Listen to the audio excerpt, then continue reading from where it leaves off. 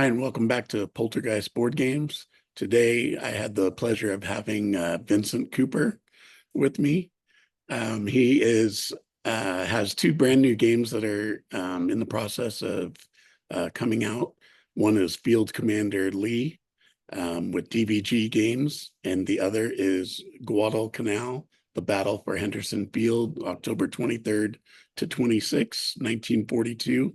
And that's also by DVG Games and part of the Valiant Defense series, which is Pavlov's House, Castle Itter, and like Lanzerith Ridge, and I think Postmen in Uniform. Soldiers in postmen's uniform. There you go. All right. Sorry about that. But yeah, it'll be those are exciting games that are coming out. He also had 3 expansions that he worked on for Warfighter. 2 were Guadalcanal, number 65 and 66. And then the other one was about Pegasus Bridge, I think number 63. Yep. But so welcome to the channel, and thank you so much for taking the time to talk to us today. Cheers, mate. Thanks for the invite. Yeah. So let's talk about Guadalcanal first.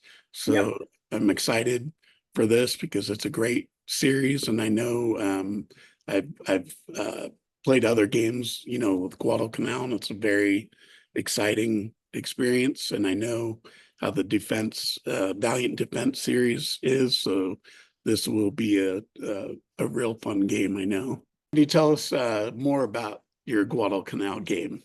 Yeah, so Guadalcanal is the Battle for Henderson Field is Valiant Defense game number 5, and it follows the basic principles of Valiant Defense, which is that you're defending a fixed position. The attackers are moving along attack tracks, and they're trying to penetrate into the final defense. So everything that is familiar to Valiant Defense players will be seen in Guadalcanal. The player has a limited number of moves and a limited number of actions, which something a little bit different in Guadalcanal is that there are difficulty levels introduced that vary the number of moves and vary the number of actions that are available. But fundamentally, it's exactly the same. You roll a number of attack dice, a number of d6. If one of those results is equal to or greater than the defense value of the defending counter, which in this case is the 17th Army of the Imperial Japanese Army, then that counter is eliminated and removed from the board. And as each counter moves forward, it pushes forward the counter in front. That said, Guadalcanal is much more closely related to Pavlov's House, which is my favorite solitaire war game. And Pavlov's House introduces an operational level of gameplay, which in Pavlov's House is you have the Pavlov's House over here, and you have the operational command, which is trying to send supplies into Pavlov's House along a track and trying to protect this supply route, which is across the Volga River. And that was that's what really caught my attention when I first played Pavlov's House is the operational element. And so what you also have in Guadalcanal is the control of Henderson Field, which puts you in command, first of all, of the 1st Marine Division, puts you in command of Task Force 62, which is the naval element that was keeping the Marines supplied on Guadalcanal. And you have the Cactus Air Force, the very famous Cactus Air Force, which is trying to protect pretty much on a daily basis bombing attacks from Rabaul naval base. So those are the main elements. There are also some kind of side missions. And the first one is turning back the light cruiser Yuda. So part of the Japanese plan was to capture Henderson Field, immediately land Japanese planes on Henderson Field, while the Navy sailed down what is called the slot to engage the US Navy in what they hoped would be a final decisive battle. And part of that mission was the light cruiser Yuda, which was sailing towards Henderson Field to bombard it from the sea. So historically this was turned back by SBD bombers, so that's part of the game as well. The other side mission is Admiral Nagumo's carrier fleet is also cruising towards Guadalcanal in order to have this decisive battle. So at the beginning of the game, it's undetected. So part of the game as well is to use your SBD patrol aircraft to locate where Nagumo is. And there's a couple of other elements, which is the use of coast watchers that were located on Bougainville Island.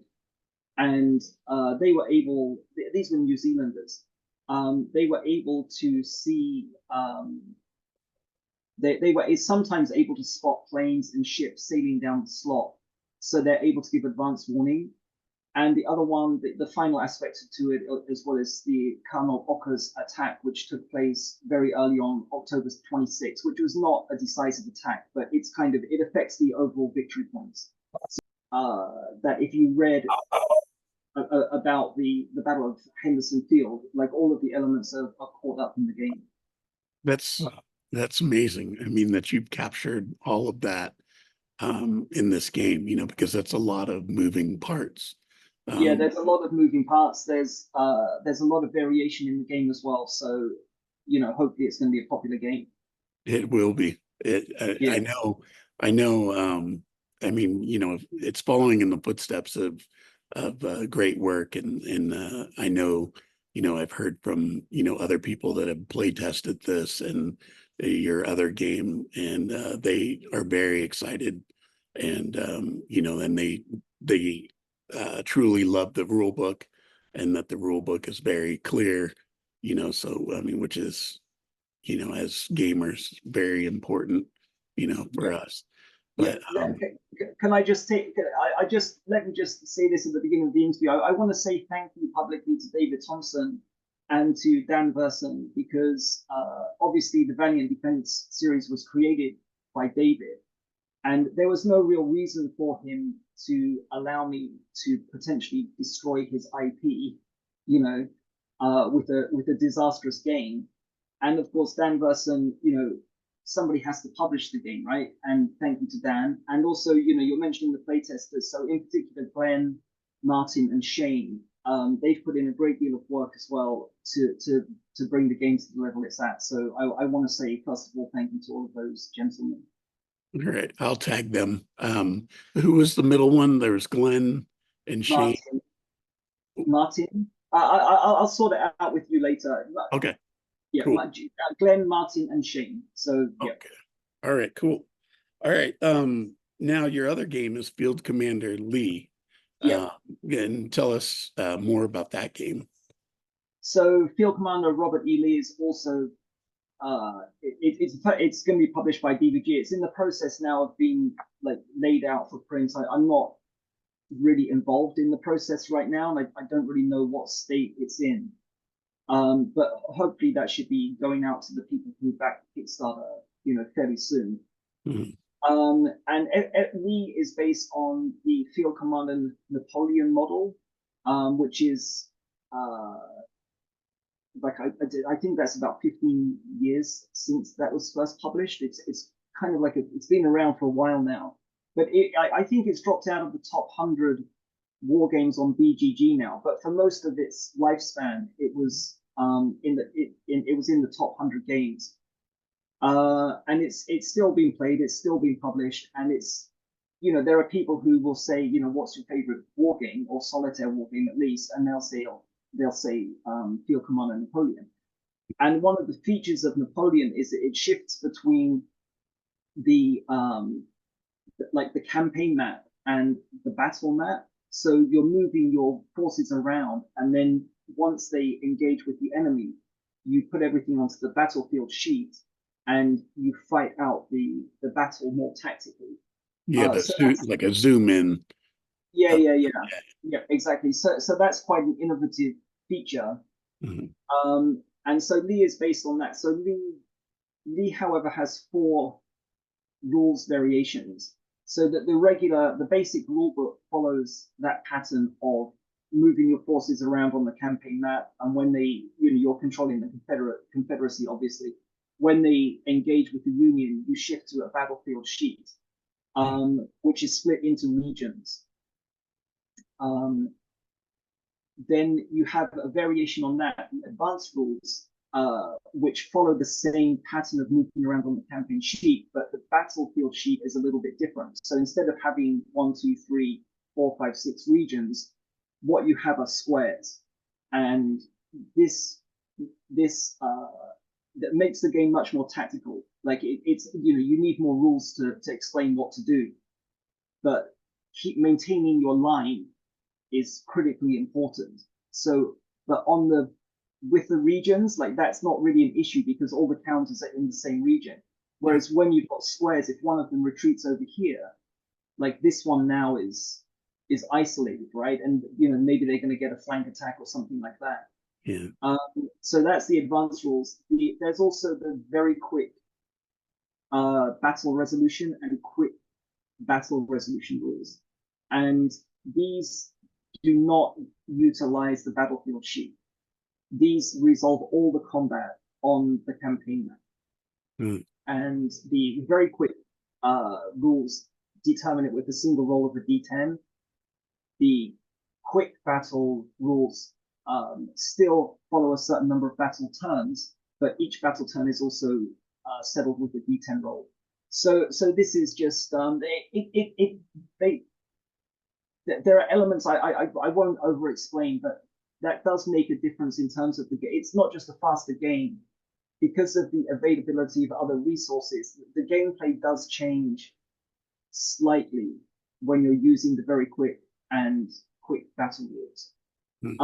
But that's the basic overview of Field Commander Robert E. Lee. So you can play like a longer version where your battles are more specific or whatever you want to call it. They're more decision heavy. Yeah. So, okay, and then you can do a quick version where. Yeah, I think if you're using the very quick battle resolution rules, you could probably get through like an entire campaign in probably 60 minutes once you're familiar with what is going on. Yeah. If you're using the advanced rules, I mean, it's it could be 4 or 5 hours maybe if you're setting up each battle and fighting through each battle in detail. And of course, the player has the option as well to, if you don't want to utilize the battlefield sheet for like a small clash, then you can just use the quick or the very quick and battle rules, resolve that one, and then the bigger battles where you've got multiple divisions facing up against multiple divisions. So you can do like a hybrid. Yeah, absolutely. Yeah, that won't affect the outcome of the game. So but there's that option. There's that option available. Well, that's cool. That's a good thing to have. Yeah. All right. What made you decide to do Guadalcanal for the Valiant Defense series in like over like the Falkland Islands or Peleliu or something? Okay. Let me just change my background here. Let me get the artwork out there. The artwork is by Niels Johansson, so I'm very keen to portray that. So this is the game board for Guadalcanal, the Battle for Henderson Field. So this part over here is Henderson Field. Down here we've got the southern Lunga perimeter. This is the Matanikau River mouth. This is where the independent tank company made their attack across the sandbar. And down here you have the area around, like this is south of the Matanikau River mouth, which we've called the Log Bridge area, which was a famous area. It doesn't specifically just reflect that particular area, but for a long time, the only way of crossing the Matanikau River was either through the sandbar or literally a log that had been put across the river. Oh, wow. So there was a lot of fighting around that area throughout the campaign. So why did I choose the Guadalcanal? So let's go back to Pavlov's house. So one of the things that fascinated me about Pavlov's house was the operational command element. And the very first time I played Pavlov's house was with a couple of friends of mine, Jan, who shout out to him, he's the designer of the coin game, Fading Star, and Jay, who actually owned the game. So the very first time I played Pavlos wasn't as a solitaire game; it was as a co-op 3-person game. Mhm. And like any game, you're kind of like, you spend the first like 5 or 10 minutes kind of, you're not really sure exactly what's going on, and you're trying to figure it out. Right. But this, I'd already had a drink or two by the time I sat down and started playing, so I was in a very relaxed and very creative mood. And after about 10 minutes, I was just like, what is this? Like, I really could not believe how a game could be so good. And the aspect of it that really drew my attention, like I say, was the operational element. And you could perhaps say that I've only played Pavlos House for 10 minutes. And what I mean by that is that, yeah, I played it for 10 minutes. Ever after that, I've been analyzing Pavlos House and trying to understand, like, how does it work? Like, why is it such a good game? Because, like, for example, how long is a turn in Pavlos House? Well, nobody knows. If one of the counters in Pavlos House represents a single Soviet soldier, what does a German counter represent? A single German soldier, or it's not explained. Then you have things like, okay, why is the number of moves limited each turn? Why are the number of actions limited each turn? And when you start thinking about it and analyzing it, these are critical elements that make the game so good. And I'm convinced that had David designed Pavlos House as a hex and counter game, it probably would have ended up as some unpunched game in some magazine that oh yeah, Pavlos House. Like, nobody would really take any notice of it. If the game was as simple as, you've got all your soldiers over here, and then you move them all over here, and you beat off the attack over here by the Germans, and then you move them up here and you beat off the attack. Like, it wouldn't, nobody would care about it. So I just loved it from really within 10 minutes of playing it. I loved the system, and I had two particular ideas. By the time we'd finished playing Pavlos House, I had two very clear ideas of games that I wanted to do, but I didn't really know what I do with these ideas I had. But this was back in kind of like getting into late 2020, which of course was when COVID was around. And I had made a very, very firm decision within a few weeks of COVID that, if this is how things end, then, this is how things end. But I'm not going down scared. And this affected me later on, because when I was kind of thinking, well, I don't really know what to do, but because I had this mindset that, well, I mean, seriously, back in 2020, nobody knew what was happening, right? So I thought, well, I might as well contact BBG, and if nothing happens, nothing happens. But fortunately, Sarah, who was with BBG at the time, said, well, we can't speak on behalf of David, but here's his email, so please contact him.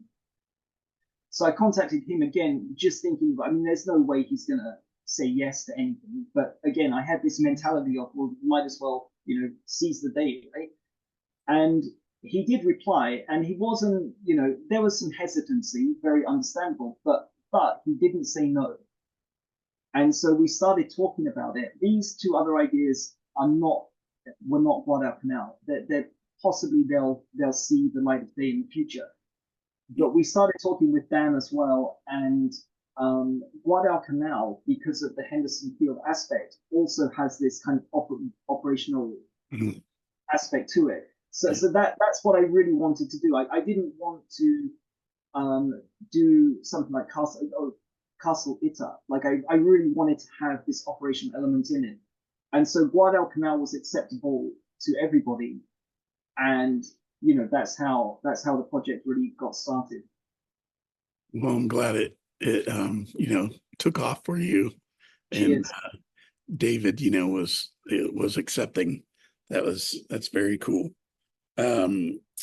What are some differences we can expect from Guadalcanal versus the others in the series? So at the level of mechanics, there's not really very much difference. Anybody who has played any of the Valiant Defense games, but in particular Pavlov's House, will be able to pick up the game, I think, very quickly. What Guadalcanal introduces are difficulty levels, and these were introduced after the fact. So one of the initial problems I had with Robert E. Lee is that there was a distinct difference between a playtester who had played Napoleon and a playtester who hadn't already played Napoleon. Mm-hmm. And I was kind of like, okay, this is going to be a problem. These are commercial products. I mean, we want everybody who loves Field Commander Napoleon to love Field Commander Lee.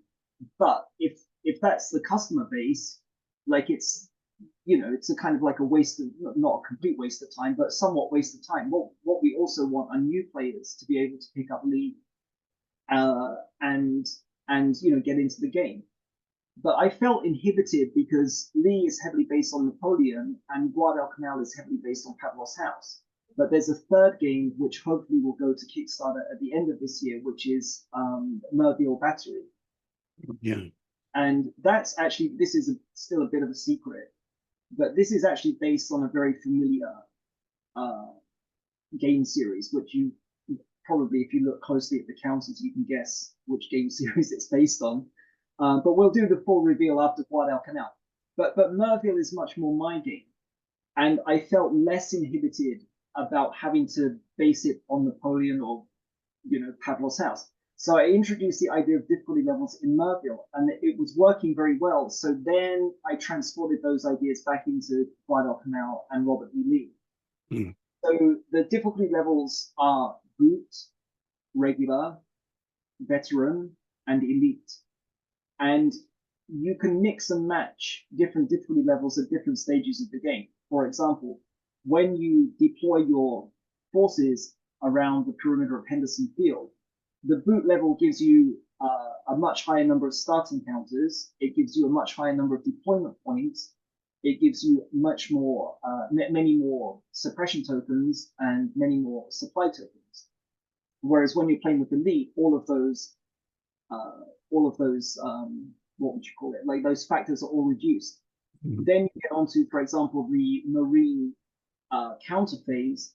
So again, boot level gives you 6 actions and 6 moves, but when you go to the elite, you're restricted to 3 actions and 3 moves and 3 actions.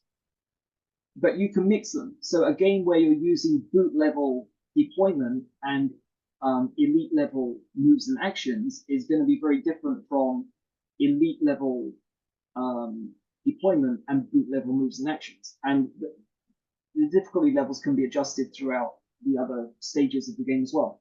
So that's a big difference. That's very clever, very cool idea. I like that.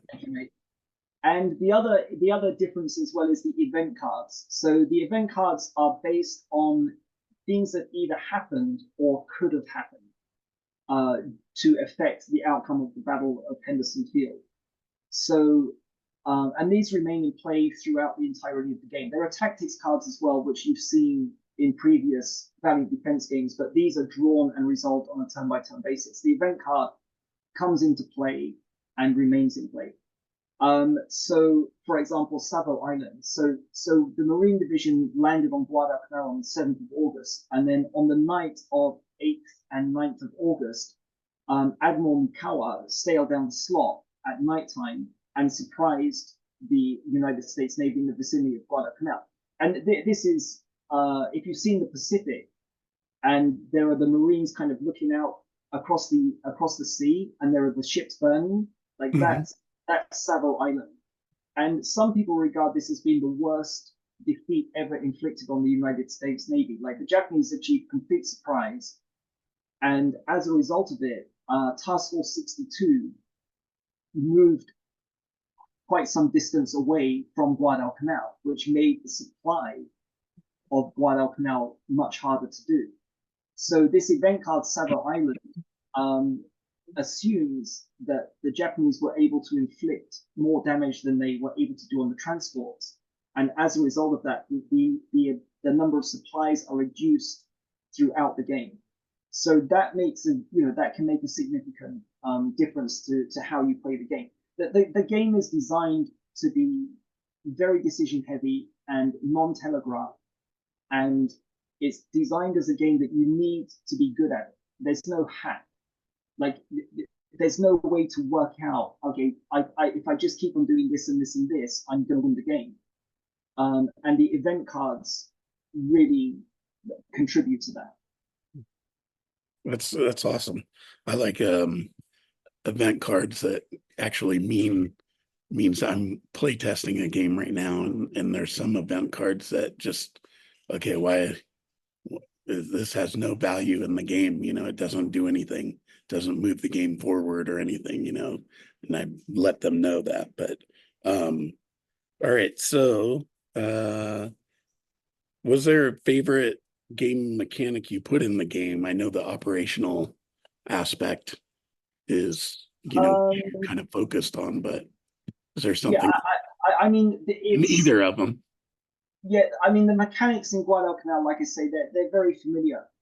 The thing that I'm probably most proud of is an aspect of Field Commander Lee, which this isn't necessarily a mechanic as such, but it's an example of mechanic. So in Lee, there are 5 campaigns: 7 days, Second Manassas, Antietam, Chancellorsville, and Gettysburg.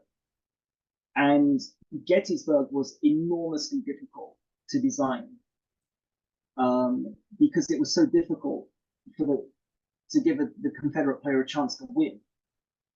And are we doing all right for time, Scott?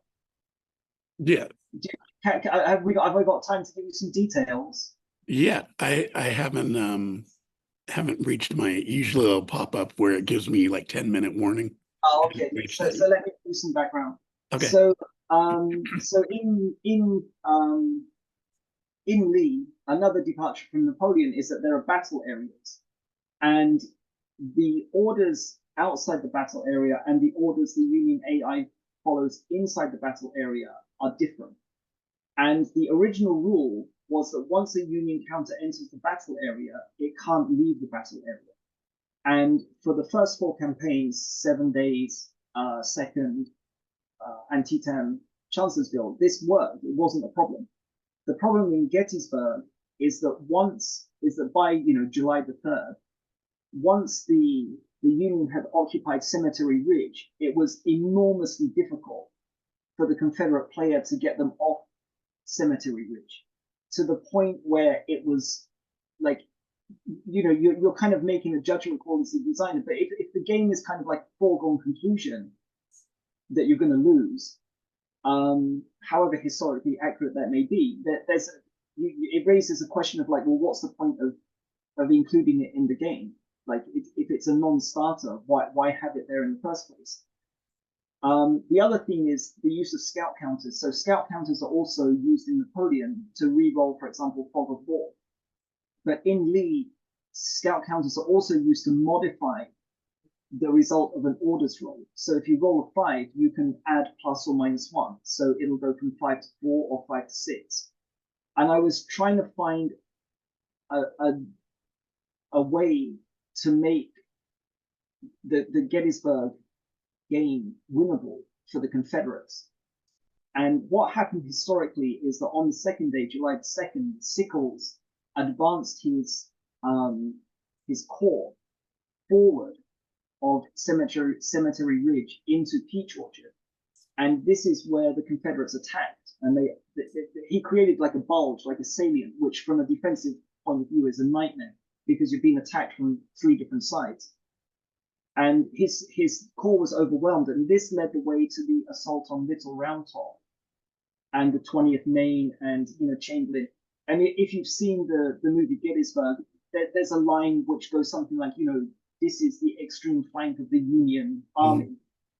And the Confederacy came very close to overwhelming the 20th Maine there. And had they done so, and had they maintained their hold on Little Round Top through the night from July the 2nd to July the 3rd, the choices available to Lee on the morning of July the 3rd would have been considerably different, because you would have had the Confederacy down here on the left flank of the Union, and the Union are like this along Cemetery Ridge, so they're going to roll up the Union line, right? Or the other alternative would have been to withdraw towards Washington, but then the Army of the Potomac is exposed. So what I did is to modify the rule that once a Union counter enters the battle area, it can't leave. So in Gettysburg, the Union counter can leave the battle area, and this changes the game completely. Because now the player is having to make the decision. You've got to get your forces into position first, but then you're making a decision. You're rolling the D10 for the Union orders, and then you're modifying it. And what you're trying to do is draw one of the Union forces corps out of position and then exploit it. Now, in the game, that might be Sickles, and Sickles may move to the Peach Orchard, which is what happened historically. But it doesn't have to be Sickles, and it doesn't have to be the Peach Orchard. And I'm proud of this because it solves it makes Gettysburg winnable for the Confederacy in such a way that reflects what happened historically. But it's still very decision heavy, and it's completely non-telegraphed. So every time you play the game, you're gonna, even when you understand what you need to do, which is draw a Union counter out of position, you still need to be good enough to exploit what had happened. So this is so in something like Napoleon, what would have perhaps happened is there would have been a rule saying, okay, on turn 5, place Sickles' corps in Peach Orchard, and it's telegraphed. There's no decision for the player to make. It just happens every turn 5. You place Sickles' divisions in Peach Orchard.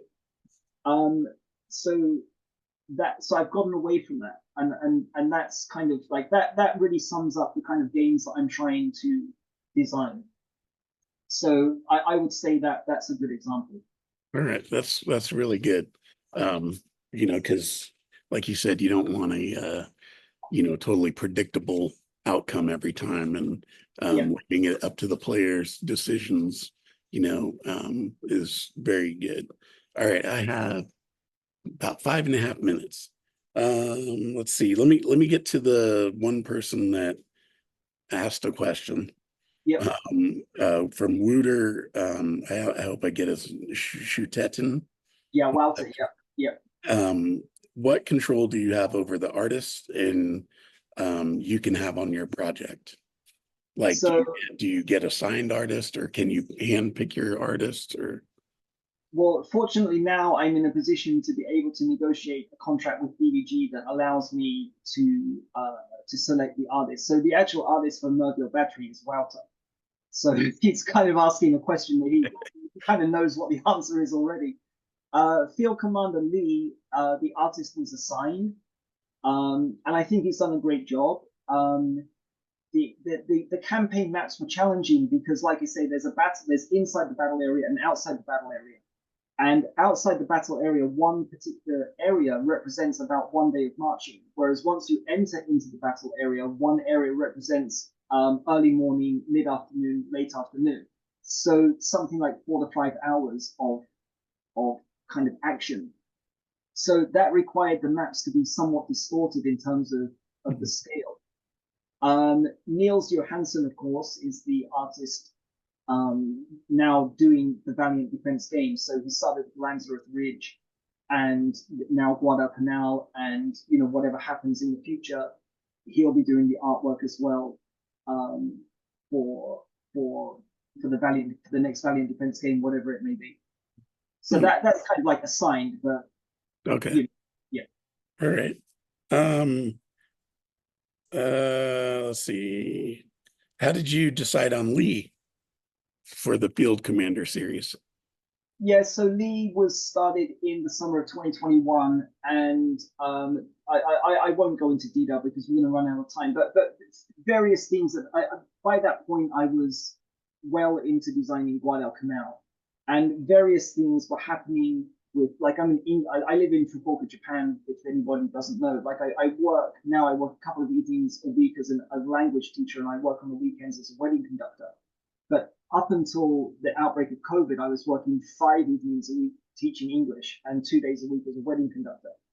And but between, not only because of COVID, but between kind of like, let's say March, April 2020 to around about July or August 2021, I lost 2 shifts, 2 evenings, and I decided in the summer of 2021 that I would also resign from the 3rd shift. So I lost Monday, Wednesday, and Friday.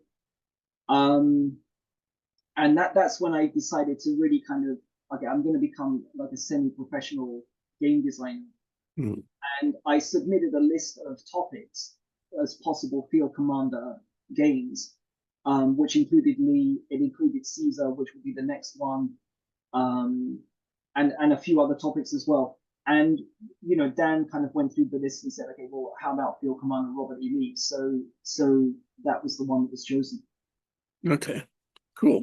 Well, I really thank you for your time. Thank you so much for coming on and talking about your 2 games. And, everyone I know is excited for both of these to come out. And also I've heard great things about Merville Battery. So that will be a fun game as well to see when that comes out.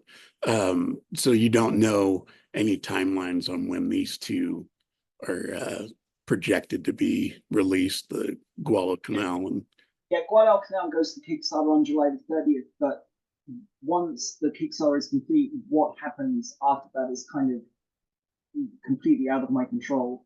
yeah. It will be like in a high state of completeness by the time the Kickstarter finishes. So at my end, there shouldn't be any delay between having the files ready to be put out to be set for layout and to be printed. But Okay. yeah, I mean, I can't answer it. Yeah. All right. Well, again, I thank you for your Thank time. you very much. You're very kind, very positive.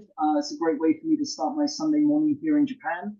And thank you very much. And I hope we can talk again when the Merville Battery KS is set to launch. Yes, I'd like that. Cheers. I'll hit you up when that comes out.